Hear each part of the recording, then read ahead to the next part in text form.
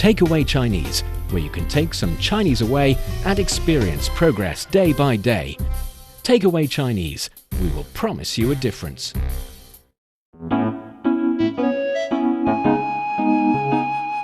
你好，欢迎收听随行汉语 Welcome to Takeaway Chinese. I'm Niu Honglin with Steve Hatherley in the studio. Hello, Steve. Hello there. Thanks for having me back.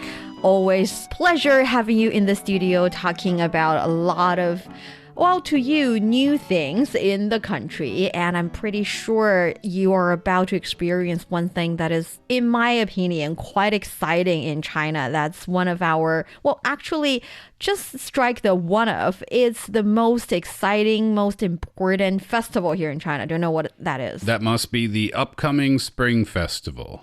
Yes, Spring Festival. When you're here in Beijing, or I'm guessing anywhere in China, for the few weeks before the Spring Festival, everywhere you go, even if you don't know what is coming, you know something is coming. Something big is coming. For example, I was in the grocery store last night to pick up a few things, and I noticed all of these red cards and red envelopes and these kind of big signs that had messages on them. They were for sale, and I don't know what they were saying, but I know that it was all Spring Festival related somehow, some way. Here in China, like you said, it definitely is a big deal. Everyone is preparing for it. Every mall, every shopping centers, all of these places, and also the restaurants, of course, are gearing up for the Spring Festival period of time. So let me take a guess. In the week before the holiday begins, all of a sudden, the traffic on the roads will get a lot worse. Why? Because people are out doing their grocery shopping, because people are out going gift shopping, perhaps, and they're doing it in the lead up to the holiday because it's a long holiday, right? So people are getting all the foods that they need to get and getting all the items they need to get in preparation. You could feel a big holiday was coming because the traffic would get really bad in the middle of the afternoon on the local highways and within the city itself. Worse, more so than usual. I think these years it's getting a little bit better in the sense that a lot of people are shopping online for their shopping for the festival. Yet, I have to say, like you said, it's a long holiday. So a lot of people who were or who are usually responsible for taking your groceries to your doorstep, taking your food delivery to your doorstep, they would also go home to their family and spend the festival, which means a lot of people would choose to do a lot more online shopping comparing to their everyday lives so that they can get their stuff before the holiday. That makes sense. You know, I saw a documentary years ago about traveling during, I'm assuming it was the Spring Festival. I could be wrong. It might have been another major holiday, but I think it was the Spring Festival. And it was talking about the fact that, you know, a lot of people in China live in tier 1 cities, bigger cities, and they live here for perhaps, you know, the majority of the year.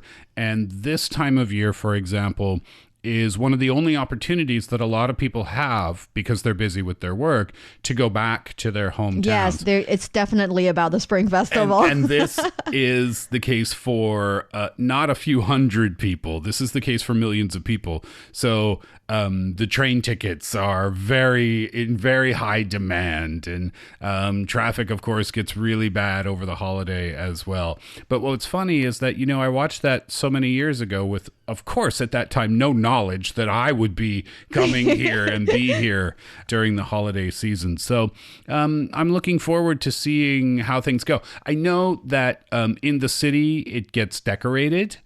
There's a lot of red lanterns that are everywhere. Can I ask that? What's the significance of the red lanterns that are, you just drive down the majority of any kind of big street and you'll see a ton of red lanterns hanging? Well, lantern to start with is a very Chinese style kind of decoration. It's not only on the major streets and avenues. It's at home as well. For instance, in my home, especially actually my parents' house and my grandparents' home, they would also also hang up some red lantern on the balcony as a way of decorating the house. Oh, okay. And the color red is a very lucky color. It's a color of blessing, of auspiciousness in the Chinese culture. It's very much loved. The lantern itself, does it hold any cultural significance, perhaps historically speaking, or is it just functioning as a lamp?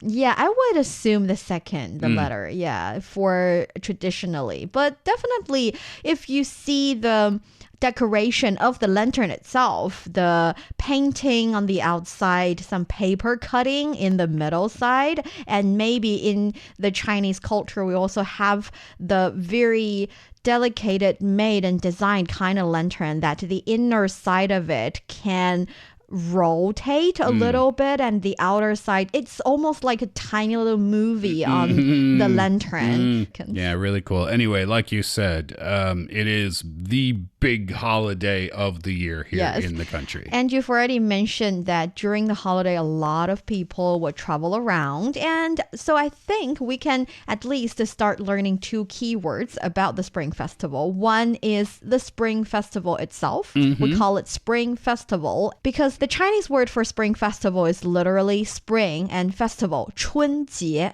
春节. 春节. It's kind of like 春天, that's the spring, and 节日 is festival. Okay. 春节, Spring Festival. It's the starting of the year according to the traditional Chinese lunar calendar, and it's celebrating and also signifying the starting of the spring. So 春节. 春节. Yes. So everything related to this festival would have a little bit of chun, spring element. For example, the travel rush you mentioned, that's the Spring Festival travel rush, 春运. 春运. 运输. 运输 basically means to ship one thing from one place to another, or transport a lot of people from one place to another. Yeah, right. We're shipping the people. We're on the shipping holiday. the people, yes. So 运输 or 运动, move. You move one thing from one place to another. So 运动. So 春运 is the Spring Festival holiday travel rush. Got it. And 春节, that's the Spring Festival. And sometimes we would say 新春. So 新 is new. The new spring. The coming spring would be the new spring. So 新春, you would say things like 贺新春. So 恭贺 is like good blessings to the new spring. And the new spring, 新春 here is definitely another way of saying the spring festival. So Understood. The new spring, the spring festival, the coming spring, the festive period of time. It's all related to this time of year. And again, this is the beginning of the new year on the Chinese calendar. That makes sense because I was wondering, why is it called the Spring Festival when it's still wintertime? Yes. But according to the calendar, it is the beginning of the spring. Of the season. Yes, yes. And that is why for our dear listeners, for this episode, we're going to talk about preparing for the Spring Festival so that you would have the whole experience from preparing for it and traveling basically across the entire country so that you can celebrate it with your families. And of course, if you're interested in Chinese culture and you want to get a grip on the Chinese language, then this is the show for you. Stick with us for 30 minutes and you soon see the rewards. And for more fun Chinese learning, follow our Facebook page, Learn Chinese, to watch many fun videos and live streams. But now, let's provide you with some free Chinese for takeaway. So when it comes to preparing for the Spring Festival, like Steve has just said, one very important element is to buy for the holiday. Do you also do that for other festivals in other cultures? Oh, I think it's a universal thing. You know, everybody needs to get ready to celebrate. Online shopping here in China is, of course, the way that people do things. But I think where I'm from in Canada, and particularly in Nova Scotia, it's still more common to get in the car and drive to the grocery store and get everything you need. And then, of course, on the day of the celebration, the actual day, that's just a long, busy day for whoever happens to be working in the kitchen on the foods. Yes. Usually it's a team of people that are helping to prepare. Yeah, that is very interesting. We can definitely start dissecting the process of preparing for the holiday in different ways, like how you do it. But one more important thing is what you buy. Exactly what are the goods that you buy specifically for the holiday? Because, for example, for the Spring Festival, or in Chinese, we used to call it 过年. 过年. 过 means to spend, to pass, or to celebrate. In terms of time? In terms of time. Since we also say 过周末. 周末 is the weekend, so you spend the weekend in that context. And 过年 is like celebrate the new year or pass the new year.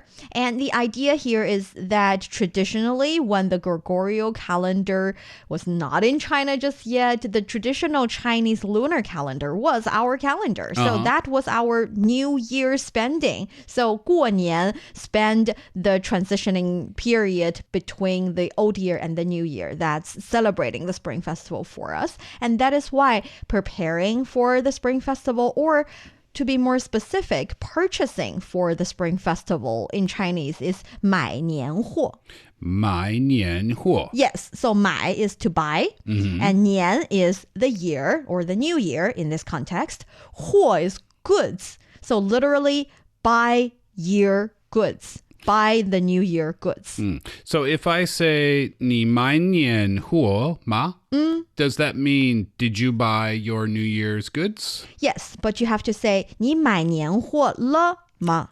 Suggesting the action of 买年货 is completed. So okay, Is it completed yet? This is a good learning point. So ma, we know that that's the question, the question form. If you put la before ma, then you're implying that whatever you're asking is already done. Yes, because if in Chinese you say 你买年货吗? It's kind of like saying, do you want to buy the New Year good? Like with me, let's go doing that. Yeah, okay, I understand. So if we're standing in the office together and I said 你买年货吗? That implies like, hey, I'm going to go. Yes. Do you want to come? Exactly. But if I say 你买年货了吗? That means, so did you do your shopping? Yes, did you do your shopping? It's kind of like asking whether or not this completed form of action has already happened. Okay, so here's another question. Here we're talking about New Year's goods. But if I just want to take that out and put in anything else, yes, then I can still keep that structure when I'm asking the question. So did you buy blah, blah, blah, blah, blah? So for example, 你买咖啡了吗? Did you get your coffee? Yes. You can even change the verb. You can say 你吃饭了吗? Did you eat? Right. Yeah, exactly. So this is a really useful structure to know, because you just take out the verb, put in whatever verb you want, take out the noun, put in whatever noun you want, and you can kind of keep that box in the same shape. Yes. That's the sentence structure we can learn here. Culture question. So I know that food-wise, there's different foods represented from different parts of China. The northern foods are different from the southern foods, that may be different from the eastern or western foods. The dishes may vary. So does that mean that the foods that are enjoyed during this Spring Festival are also different depending on the region? Completely, yes. Oh, really? That is a really good question, because I used to think dumplings, 饺子, was for everybody, for every festival, and especially for the Spring Festival. Yet I realized that people in, for example, Guangdong province, which is the southern part of the country, and also in Hainan, for example, in Guangxi, or even in Shanghai, they don't usually have dumplings for their spring festivals. Interesting. They might not even know how to make dumplings at home. They might buy dumplings in restaurants and order and, see how it's like. Yet it's not a festive food or the festive food for them. So you're right. It can vary. Well, wait now. So, for example, one of my favorite Chinese dishes is the soup dumplings, the xiaolongbao. Mm-hmm. So that's not commonly eaten in the southern part of the country? On the contrary, it is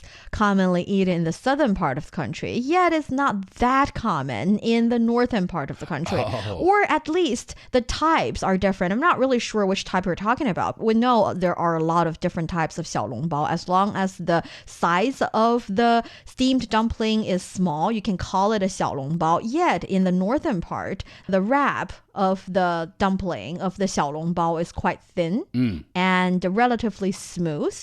Yet, for me, when I was a little girl, when I was in Shanxi province, the xiaolongbao I taste, the steamed dumpling was, the wrap of it was more of a chewy, relatively thicker, like the bigger steamed dumpling kind. It can be different. I was talking about the one with the soup inside the dumpling. That one's my favorite. That is unreal. And that one is more popular in cities like Shanghai or Suzhou. Okay. So a little bit different. Understood. But yeah, that's a good thing to know culturally speaking. And I thought that was probably going to be the answer because the country's too big. The country's so big, and if the food is different from region to region, then there's not going to be a universal kind of... The reason I asked that question is because in Canada and America, when we have our Thanksgiving dinner or our Christmas dinner, it's kind of standard, kind of universal within those two countries set menu. It might vary on the side dishes a little bit from state to state or province to province, but generally speaking, it's going to be the same. But here in China, that's not the case. That's not the case. But one thing is for sure, that is Spring Festival New Year's Eve dinner is very, very important to every family. It can be the Spring Festival Eve dinner or the dinner for the Spring Festival day, yet people would definitely shop for the ingredient, for all kinds of dishes. In Chinese, we call it 年夜饭. So the Spring Festival Eve dinner, 年, we already know it's the year. 夜 is evening, so eve. And 饭 is food. 年夜饭 is the thing. And people would shop for it. Like you said, in different parts of the country, people might prepare for it differently. For people in the northern part of the country, definitely we would buy different kinds of meat. We would buy pork. We would get sometimes chicken or duck. And now people would get shrimp. People would get fish. People would get all kinds of meat for that New Year's Eve dinner. So there's the New Year's Eve dinner and then the New Year's Day dinner? For the New Year's Day, it depends. For some families, the New Year's Day lunch is very important. For some people, the New Year's Day is supposed to be a day that you do not cook, suggesting that for the following days of the year, you don't have to lift a finger to have something you can eat. It's, okay. Happy wishes. So the big meal, even though the food might be different from region to region, but all across the country, the big meal happens on New Year's Eve. Mostly. Got it. And people shop for that. And that is part of the 年货 we talk about. And another very important part of the 年货 relates to the decoration of the house. You've already noticed the decoration on the streets, the red lantern and stuff. Yet in our houses, a very, very important thing to do is to hang up the couplet. What's a couplet? 对联 couplet is something you get to see. It's a long stripe of red paper. That's what I was talking about yes. when I said some signs were for sale. I didn't know how to say it properly. They're not signs, they're couplets. So the couplets are like two verses from a poem. It's kind of like that, but they do not have to be two verses from the poem, except that they rhyme. And they carry auspicious great wishes, and you stick them on both sides of the door. And you would also have a short phrase on top of the door. We call it a 横批. So that short phrase is kind of like a summarizing kind of saying, carrying your good wishes and auspicious blessings for the coming year. So people can choose whatever message they want to put on their door. And by the way, that's on the outside of the door? Yes, on the outside of the door. So you're showing that message to other people. You show that message to other people and also maybe a superpower in the universe. I don't know. I understand. And then the message itself, that's totally up to the family or the person that lives there. Oh, yeah, to the degree that they can even buy the red paper and write it themselves. Oh, cool. Very cool. So it's not like if you look, for example, during the holidays in Canada, there's a wreath on the door and it says Merry Christmas and Happy New Year. It's not like that. It's much more diverse and fun and customized than that. So is it too personal to ask what your message will be? No, it's not. It's definitely encouraged because they're taking an interest in their personal taste. So what's yours going to be this year? Do you know? I haven't decided yet, but what I can say is that last year I also stick to tiny little couplets on the door of the house of my cat. And I plan to do that as well. Tiny little ones. Okay. Saying like, I think the previous one was about the cat getting fatter and cuter and the family getting richer and happier. Okay. Something like that. Yeah, because those two things can be connected, sure. It can be. Yeah. So yes, couplets would be one thing. And also the couplet in Chinese would be 对联. 对联. Yes, 对 carries the meaning of match. So the two lines, the two verses are matching. And 联 is the name for the verses. So in the Chinese culture, traditional Chinese poems would have 4 verses, and each verse would have their name, and each verse is a 联. Got it. Is that the only decoration for the couplets that go on the door outside or on your cat's house, presumably inside, or are there other decorations? There are other decorations for sure. We talked about the red lantern, 红灯笼. 红灯笼. 灯笼. 灯 is the lantern or lamp word, and 笼 is actually kind of like a cage, because if you think about the traditional Chinese lantern, you would imagine it kind of like a cage. Yeah, like a box. Locking the light inside, Right. the candle inside. And that's 灯笼. But we also have 彩灯. 彩 means colorful. So you can have some colorful little lights surrounding the balcony, for example. And one very important one would be 福字. 福字. 字 is character. So literally it's talking about the 福 character, and 福 is the auspicious, good blessing character in the Chinese language. So 福, you can find the character 福in, for example, 幸福. 幸福 means happy, but it's the profound happiness. It's not about I get a present, I get a coffee from my friend and I'm happy, kind of happy. It's more like I'm chasing happiness in my life. Fulfillment. Yes. So that's a very important character. And we would also hang up that character at home, on the wall, on the door, and 福字. So the 福 character is another very typical decoration. So you'll see that on the couplets sometimes? You can see that in the couplets as well, but most occasions, or you can actually see the character, since it's a really fortunate character or very lucky character, it is carrying all the positive vibe, so it can exist on its own. Understood, yeah. As just one character, you decorate that character in different ways, and then you put it up. So you can find that anywhere. It doesn't have to be on the couplet itself. And that is another type of decoration, and you can shop for them. Sometimes different places would even send out some of the couplets, 对联和福字, as a gift. And sometimes I think here in the company, we would even, in different years, it depends, but sometimes people would gather together and ask one of the colleagues who has the best handwriting, the best Chinese calligraphy skill to write for everybody. Oh, that person must not like this time of year. That's their busy time. They're very busy and they're that's cute. good. It's cute. So that you can customize your couplet. With the help of your coworker. Yes. Yeah. Yes. And besides that, one thing I hope I can prepare for you would be the Chinese blessings you send to your friends in China.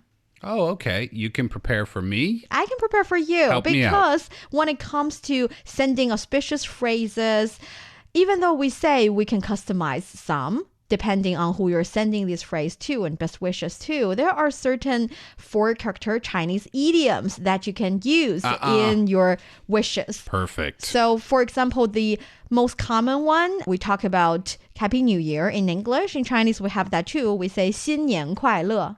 新年快乐. Yes, so 快乐 is happy. 新年 New Year, literally Happy New Year. And we've talked about 新春, the new spring, is a way of addressing the new spring festival. So we would also say 新春快乐. 新春快乐. Yes, so Happy Spring Festival. And we talked about 过年 being another way of saying spending and celebrating the traditional Chinese New Year. So you can also say 过年好, like 你好. Oh, okay. 过年好. 过年好. So have fun and spend a good Chinese New Year. Okay. So these are expressions to use before the holiday. During the holiday as well. Or during the holiday, right. Yeah, okay. Got it. And another really, really common one would be wish you all the best. May everything go as you wish. That is a very common one. 万事如意. 万事如意. 如意. 万 is 10,000. So suggesting many, many, many, all the 事情, thing, all the things. 如 is like. 意 is your way of hoping. So I hope 1,000 things can go as you would want them to go. 万事如意. Yes, so you can say 祝你, bless you, or give you the wish of 万事如意. I hope all the things go as you wish. These are lovely. Yes. And you can also have very specific ones. One thing that some people question about the Chinese culture is that during festival period of time, we would wish people to make a lot of money. That is because to common people, if you can make a lot of money, then you get to create your own very beautiful life. You can have more things in your life that you wish for. So making some money is definitely a good thing. It's a simple wish. Okay. It's not about being materialized. It's more like hopefully by having a lot of money, you can get the life you want. So 恭喜发财 is another one. 恭喜发财. Yes, 恭喜发财. You've already used that one previously, I think. I know. Yes. I did. So wishing you wealth and prosperity. I now think it has something to do with manifesting. Because 恭喜 is like congratulate you. Yeah. 发财 is making a lot of money. So instead of saying, I wish you can make a lot of money, in Chinese, we say, congratulate you for making a lot of money already. So it's manifesting you having a lot of money already. Oh, yes, that's right. Okay, so we can put these together, right? In some kind of combination. For example, can I say, 万事如意,恭喜发财? You can totally say that. Okay, can I say 新年快乐,恭喜发财? Yes. Can I say 新年快乐,万事如意? Yes. Okay, I understand. You now. can even say 新年快乐,万事如意,恭喜发财,步步高升,身体健康,学业进步. That's all the luck in the world is You going can put to you. all the luck together with these 4-character idioms. So I guess the more you use, the better luck the person will have. You can also make them very much customized in the sense that if you're talking to a kid, you can wish the kid scoring high in the coming year. If you're talking to someone who is starting their own business, you can say 恭喜发财 to them because they are owning a business. And if you're looking at someone who is working in a huge company and waiting for that promotion to happen, you can wish them 步步高升. Every step is a higher step. You're stepping up high. May you rise higher with each step. Question. These expressions are commonly used for Spring Festival, but these expressions are saying like Happy New Year as well. Do people also say this the December 31st to January 1st New Year, or are these expressions only used during the Spring Festival? Well, to start with, people can use them in the starting of the new year as well, January 1st. They can even use them in birthday parties. They can use them in almost all the happy and auspicious occasions. The only thing is that since Spring Festival is really, really celebrated every year, this is the occasion that you will hear the most of these. I got it. So feel free to use these from December 31st to January 1st. Feel free to use these during the Spring Festival. Feel free to use these anytime you're kind of wishing someone some sort of good fortune or good luck. Exactly. So I think we are all set. We've got our 年货 goods for the Spring Festival. We've bought some ingredient for the 年夜饭, the New Year's Eve big dinner, and we've got some decoration like 对联 and 福字, and now we have the words in our pocket we can tell our loved ones during the celebration, and we're ready to spend the Spring Festival of 2025. And that brings us to the end of today's Takeaway Chinese. I'm Niu Honglin with Steve here in the studio.